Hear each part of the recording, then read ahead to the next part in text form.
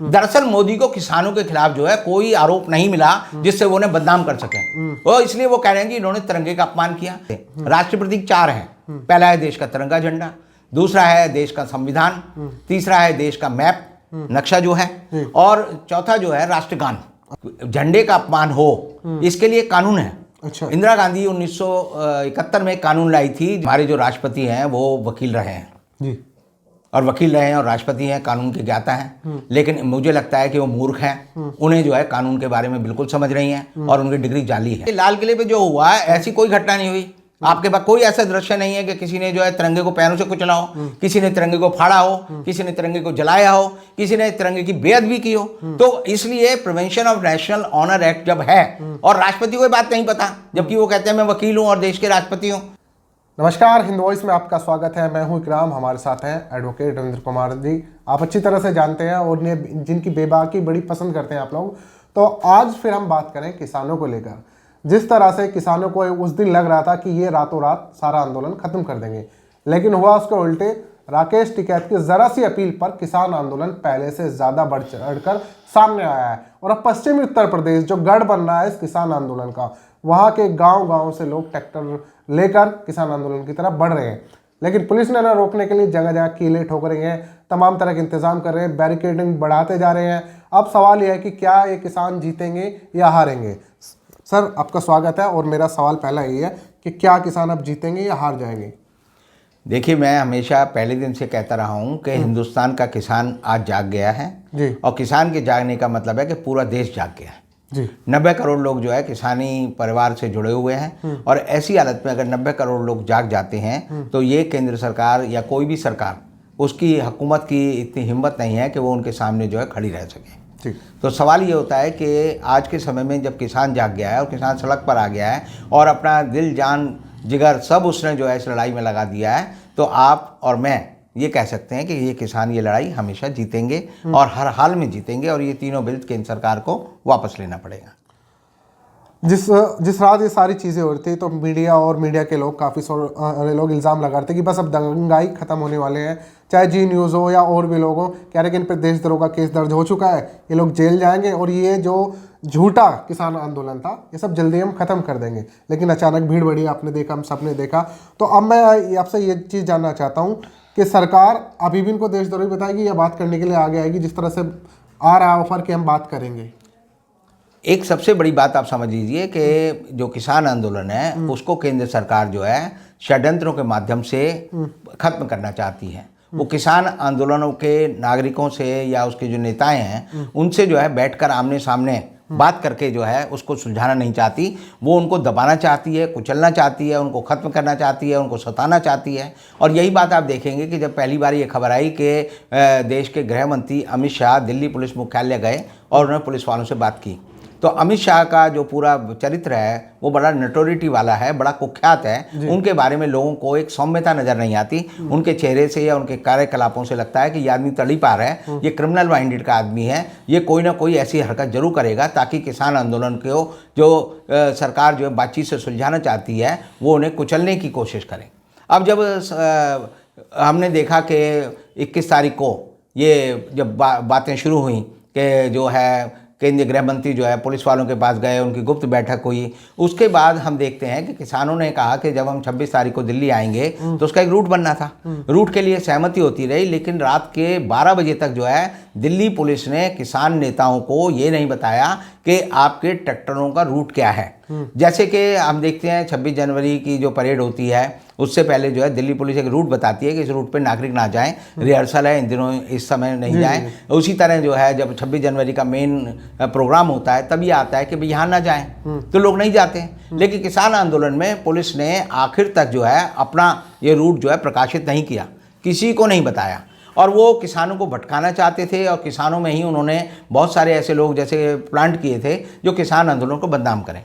शुरू में उन्होंने कुछ लोग ऐसे भेजे जो कहते थे खालिस्तान जिंदाबाद, फिर उन्होंने जो है अर्बन नक्सल वाले लोग भेजे, फिर उन्होंने, मैंने और आपको पहले भी बताया कि बहुत सारी ऐसी टीमें भेजी जो किसान आंदोलन में लड़कियों को साथ लेकर उनके साथ जो अश्लील हरकतें करते थे ताकि किसान बदनाम हो। और जब ये 26 जनवरी थी उससे 3 दिन पहले भी किसान लोगों ने जो है एक आदमी को पकड़ा जो कि किसान नेताओं की हत्या करना चाहता था, और उसने ये भी प्लान बताई कि हम जो है पुलिस पर किसानों की तरफ से जो है गोली चलाएंगे, बदले में पुलिस गोली चलाएगी और एक तरह से बड़ा खून खराबा होगा। लेकिन किसानों की जागरूकता की वजह से वो पकड़ा गया, और पकड़े जाने के बाद जो है पुलिस का ये जो प्लान ए था ये फिजल आउट हो गया। प्रधानमंत्री ने कल मन की बात की थी, संडे में मन की बात की थी, तो उन्होंने कहा कि लाल किले पर जिस तरह तिरंगा का अपमान हुआ उससे पूरा देश आहत है, मैं बड़ा दुखी हूँ। क्या किसानों ने सच में तिरंगे का अपमान किया था? देखिए, मैं बड़ा परेशान हूँ कि हमारे जो राष्ट्रपति हैं वो वकील रहे हैं जी, और वकील रहे हैं और राष्ट्रपति हैं, कानून के ज्ञाता हैं, लेकिन मुझे लगता है कि वो मूर्ख हैं। उन्हें जो है कानून के बारे में बिल्कुल समझ नहीं है और उनकी डिग्री जाली है, क्योंकि हिंदुस्तान में झंडे का अपमान हो इसके लिए कानून है। अच्छा। इंदिरा गांधी 1971 में कानून लाई थी जिसका नाम था the prevention of insult to national honour act, 1971 में लाया गया था।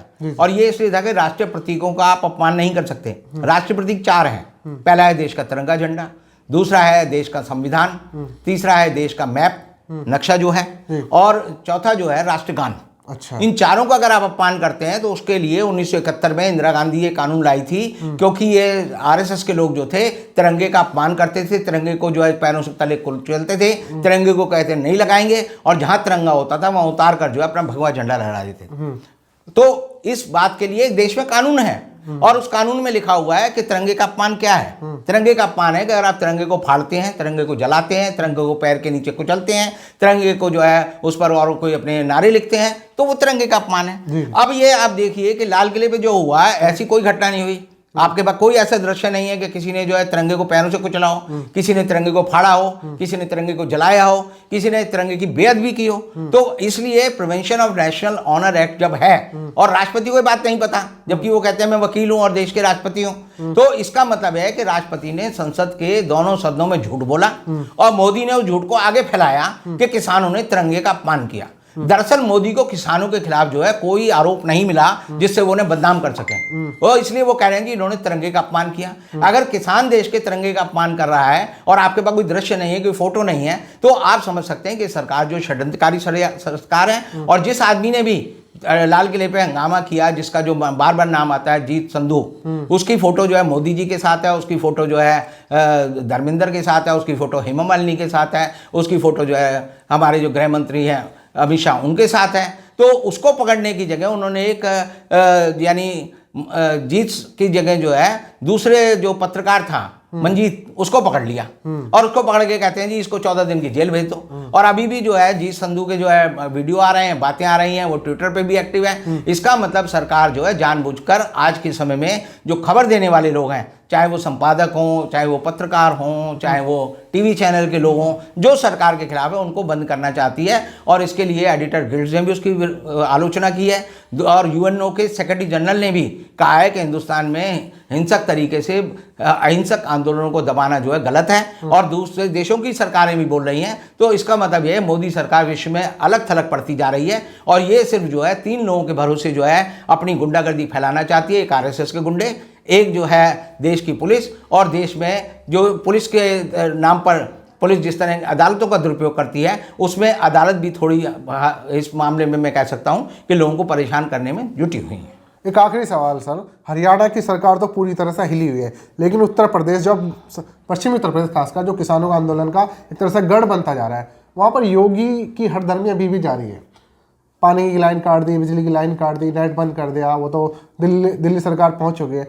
तो ऐसे में योगी सरकार अगले साल चुनाव भी है, क्या उसे वो नहीं चाहती कि किसानों को कुछ भला हो? वोट लेना है, नहीं लेना है? योगी सरकार को एक गलत फहमी है, वो समझती है कि हम डंडे से राज कर सकते हैं। अच्छा। 21वीं शताब्दी की तीसरी दशक में अगर आप सोचते हैं कि हम डंडे के बल पर लोगों को पशु की तरह जो है इस्तेमाल कर सकते हैं, डरा सकते हैं, तो ये उनका सोचना गलत है।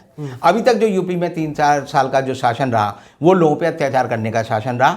योगी ने भी ये जो आंदोलन बढ़ा है ये योगी की मेहरबानी से बढ़ा है। अच्छा। कि योगी नहीं कहता कि मैं जो है टिकैत को गिरफ्तार करूंगा और जो राकेश टिकैत है उसका बिजली पानी काट दिया, उसे अपने चैनल भेज दिए, ओबी बैन लगा दी कि यहाँ कुछ बड़ा होने वाला है, आज आंदोलन खत्म हो जाएगा। तो उस आंदोलन ने योगी की हठधर्मिता की वजह से, और जिस तरह से उन्होंने बागपत में जो लोग बैठे थे उनके टेंट उखाड़ के दिए, उनकी कुटाई की, पीटा, उनके जबड़े तोड़ दिए, तो उससे जो है योगी के खिलाफ लोगों में जो गुस्सा था वो पहले छिपा हुआ गुस्सा था, वो एक तरह से प्रकट हो गया, उसे जो है एक तरह से मौका मिल गया। और आज जो है पूरे यूपी का, वेस्टर्न यूपी का किसान हर जगह का खड़ा हो गया है। और सबसे बड़ी बात जो हुई कि पश्चिम उत्तर प्रदेश में चुनाव से पहले, विधानसभा के चुनाव से पहले, लोकसभा के चुनाव से पहले आप देखेंगे कि उन्होंने जो है हिंदू मुसलमान किसानों को बांटा था और उनकी जो एकता खंडित कर दी थी और सारे किसान बरगला गए थे। और उसकी वजह से हम देखते हैं कि पूरे यूपी में 20 लोकसभा सीटें और 45 से ज़्यादा जो है विधानसभा की सीटों का फायदा बीजेपी को हुआ था जी। अब इसमें जो है अब किसान जाग गया है, किसान को पता चल गया है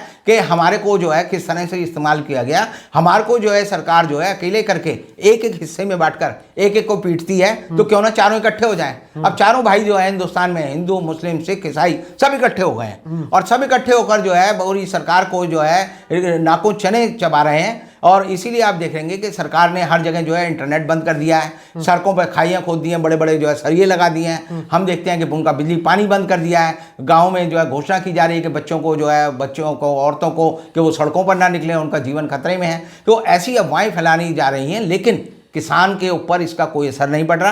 किसान और मजबूत हो रहा है, बच्चे और मजबूत हो रहे हैं, औरतें और मजबूत हो रही हैं और ये सारे लोग इकट्ठे होकर इस सरकार से लंबी लड़ाई के मूड में हैं। आज के बाद जो है लड़ाई जो है लंबी चलेगी और सरकार ने जो इंटरनेट बंद कर दिया है, बिजली पानी बंद कर दिया है, ये सारे इसके जो ओछे हथकंडे हैं ये सब खत्म हो जाएंगे और हम देखेंगे कि एक दिन जो है सरकार को झुकना पड़ेगा।